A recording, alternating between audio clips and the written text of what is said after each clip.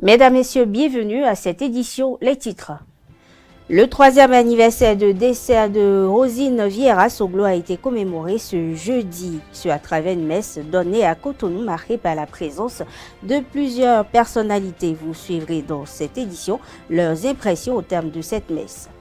Des émissaires du général Abdourahmane Tiani ont été accueillis hier mercredi à l'aéroport international de Cotonou au Bénin. C'est dans le cadre de la crise qui oppose le Niger au Bénin et des citoyens se sont prononcés sur leur visite dans notre pays. 19,04 est la moyenne obtenue par le premier au baccalauréat 2024 au Bénin. Il s'agit de Kassa Epiphane, dont l'identité a été dévoilée par le directeur de l'office du baccalauréat. Plus de précisions dans cette édition.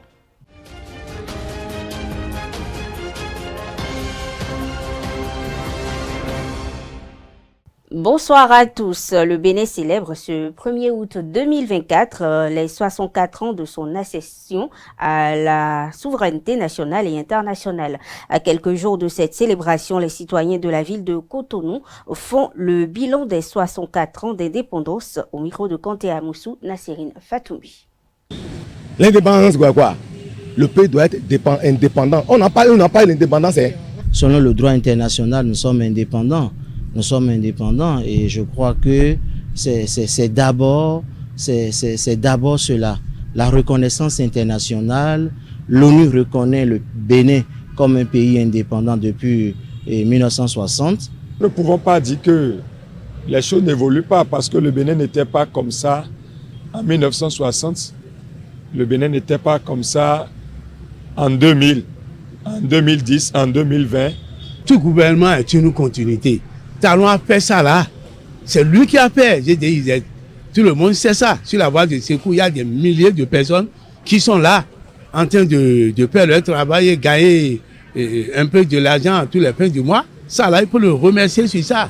On n'a jamais dit non, qu'il n'a pas fait ce genre de travail. Il y a beaucoup d'infrastructures routières.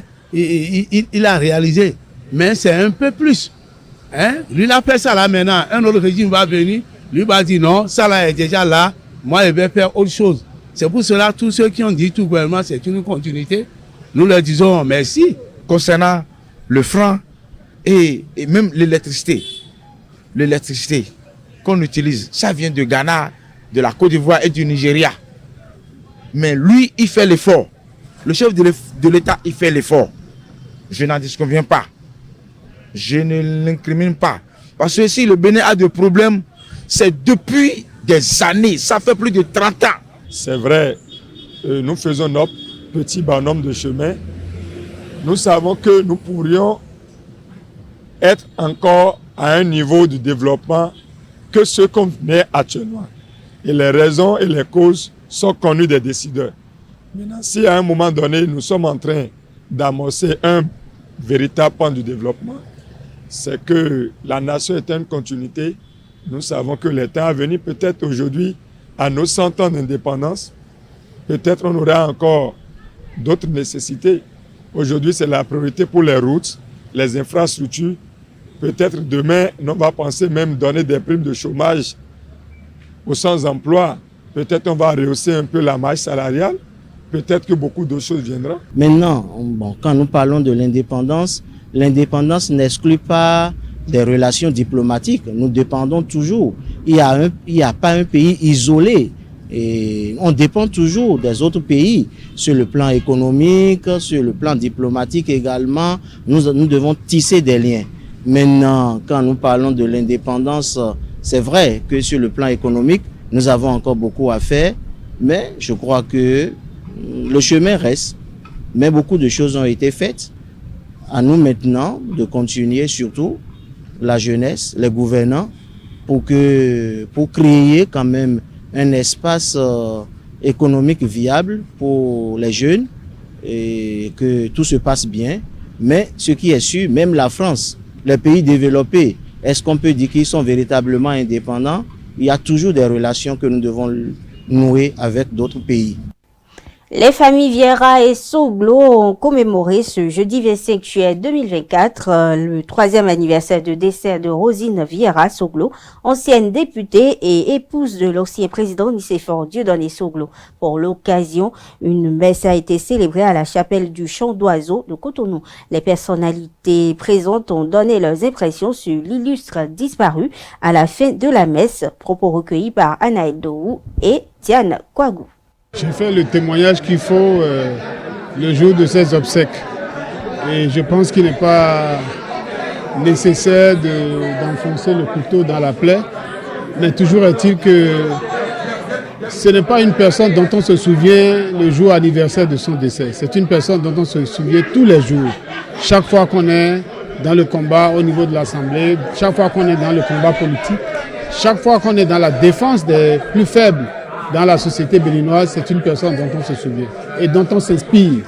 C'est une personne d'abord qui aime la vie, qui soutient la vie, qui accompagne la vie et surtout enseigne la vie. C'est une enseignante de la vie, une enseignante dans la cité, une enseignante dans le monde. Chaque fois quand elle prenait la parole, soit à l'hémicycle ou en dehors, dans des interviews ou conférences, on sent que c'est une personne qui a envie d'enseigner. Elle enseigne du fond d'elle-même. Et elle partage avec nous ce qu'elle vivait, et ce qu'elle pensait et ce qu'elle incarnait tout court. Une femme de pensée, une femme d'action, une femme de développement. C'est un sentiment de joie mêlé de tristesse. Joie parce que la mémoire de feu Rosine Vieira Soglo n'est pas partie. Elle continue d'être parmi nous. Elle a laissé beaucoup de messages par son comportement. Et je crois que nous nous battrons pour honorer sa mémoire. Tristesse parce qu'on ne la reverra plus. On n'aura plus de ses conseils. Mais rendons grâce, comme on a dit, son message est resté. C'est beaucoup d'émotions, bien entendu, effectivement, quand on évoque le nom de cette Amazone que nous avons connue. Tout petit, nous avons grandi. Vous savez, ce nom résonne dans l'esprit de ces millions de Béninois qui l'ont connu, même ceux qui ne l'ont pas vu, comme vient de l'évoquer le Père célébrant. Mais ce nom résonne dans l'esprit de tout le monde par beaucoup de qualités qu'elle a portées, beaucoup d'amour, la combativité, la persévérance, la fidélité, beaucoup de qualités qui manquent aujourd'hui dans l'arène politique et sociale du pays. Donc c'est avec beaucoup d'émotion effectivement que nous avons vécu cette célébration en son honneur. Une délégation nigérienne a été dépêchée au Bénin ce mercredi 24 juillet 2024 par le président du Conseil national pour la sauvegarde de la patrie CNSP, Abdourahmane Tiani, chef de l'État après la visite effectuée il y a quelques semaines des anciens présidents du Bénin, Nicéphore Soglo et Boniaï à Niamey. Ces derniers avaient suggéré, il faut le rappeler, aux autorités nigériennes l'arrivée au Bénin d'une délégation pour la recherche de solutions à la crise qui oppose les deux pays depuis quelques mois. Au micro de Kanté Amoussou, Nasrine Fatoumbi, quelques citoyens béninois commentent l'arrivée de ces émissaires et souhaitent une sortie de crise. Tout d'abord, le plus grand pas, c'est d'abord le premier pas. Puisque nous allons tout d'abord remercier nos deux anciens chefs d'État, le président Yahi Boni et le président Soglo. Vraiment, je leur dis merci. Et je dis merci aussi au président Tiani qui a accepté d'envoyer une délégation pour négocier la réouverture de la frontière. C'est un grand pas et si le président nigérien prend l'initiative d'envoyer des émissaires au Bénin pour rencontrer notre président, c'est déjà une prise de conscience. C'est déjà un pas vers la sortie de la crise. Et le fait qu'il ait cette fois-ci accepté d'envoyer une délégation, le président Tiani, et qui a été reçu par le président Talon, c'est déjà un pas. Donc maintenant, on va voir ce que les discussions vont donner. Je remercie le général Tiani. Je le remercie. Je remercie et le président Yaïboni et le président Soglo. Parce que sans leur démarche, nous n'allons pas avoir la résolution de cette crise. Le président Talon, il a essayé, il a usé de la diplomatie pour le dénouement de la crise.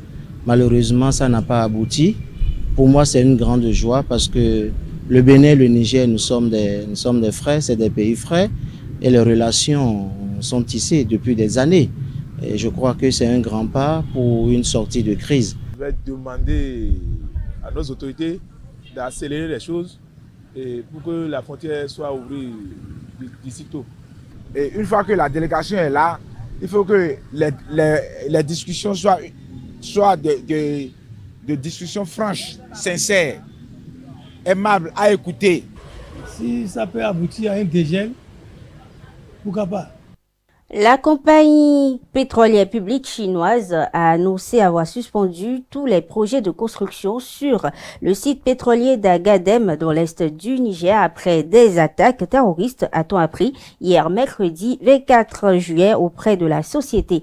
Et les employés du site ont été mis en congé jusqu'à ce que la situation de sécurité s'améliore, fait savoir la CNPC dans une note datée du dimanche dernier consultée par un média international. Selon la CNPC, le 12 juin dernier, des groupes terroristes ont mené un certain nombre d'attaques ciblées sur les projets de pétrole. Depuis, la situation en matière de sécurité est détériorée sur le site.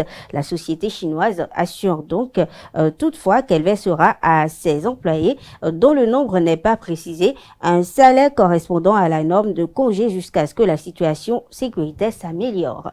Pour rappel, Agadem se trouve à plus de 1700 km de Niamey, dans l'est désertique de la région de Difa.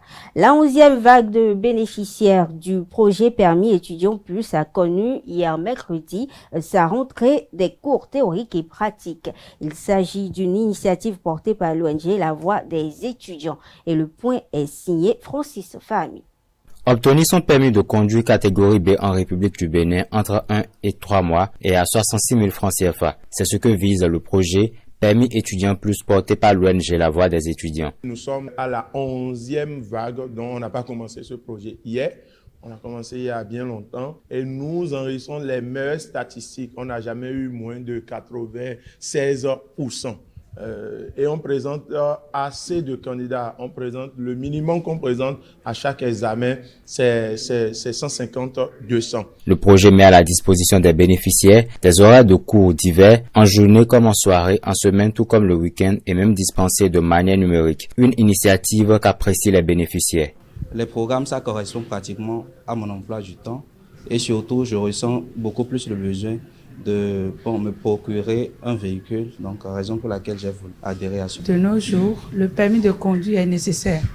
Donc, pas forcément pour aller chercher de boulot ou quoi que ce soit, mais il faut que j'ai aussi mon permis avec moi. Le projet Permis étudiant plus bénéficie de l'accompagnement de personnalités telles que Richard Boni ou être aux côtés des jeunes gens qui veulent qui veulent conduire et être dans les règles en conduisant, je pense que c'est très important pour nous de donner d'encourager toute initiative qui va dans le sens de respecter les règles, surtout parce qu'il y a beaucoup de jeunes qui les enfreignent, qui conduisent n'importe comment, qui n'ont pas de permis. Mais ceux-là ont décidé de s'aligner sur les lois de la République et je pense qu'il faut leur apporter tout notre soutien.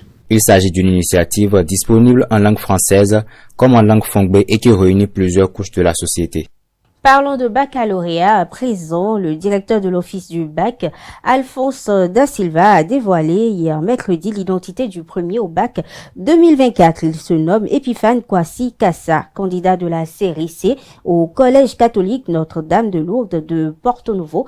Il a été déclaré admis avec 19,04 de moyenne sur un total de 20. L'information a été donnée hier mercredi, comme je l'annonçais, par le DOB, Alphonse Da Silva, lors d'un point de presse. Les policiers en fonction au commissariat de l'arrondissement de Saquin commune de Saverne ont procédé hier mercredi à la saisie de beaucoup de plaquettes de chanvre indien au poste de péage et de pesage de Diro. Et au total, 121 plaquettes de chanvre indien ont été saisies. Cette opération fait suite, il faut le préciser, à des renseignements précis qui ont conduit à l'interception d'un conducteur de véhicule personnel en provenance de Djeton et se dirigeant vers Parakou. Lors de l'interrogation, le concerné aurait confié aux policiers qui ne connaissaient pas le contenu des sacs qui lui auraient été confiés depuis le village d'Ayekoto dans la commune de Kétou pour Parakou. Il a confié également aux policiers qu'il détient des informations sur la personne qui lui a remis ces sacs, cette cargaison. Par la suite, le conducteur a été placé en garde à vue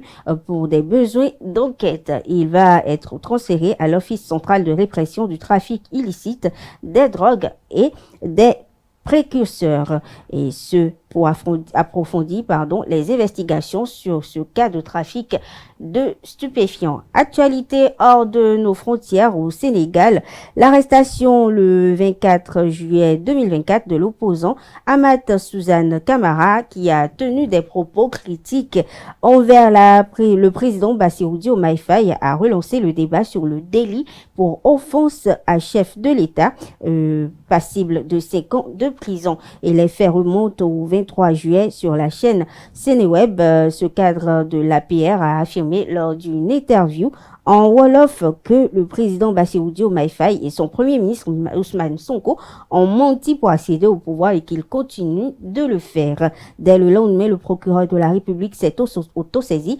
de cette affaire. Amath Suzanne Camara a été interpellé et placé en garde à vue dans la soirée en attendant son audience devant la justice. Dans les rangs, même des patriotes du PASTEF, le parti au pouvoir de Diomaye Faye et de son premier ministre Sonko, des voix s'élèvent pour qualifier cette garde à vue d'excessive.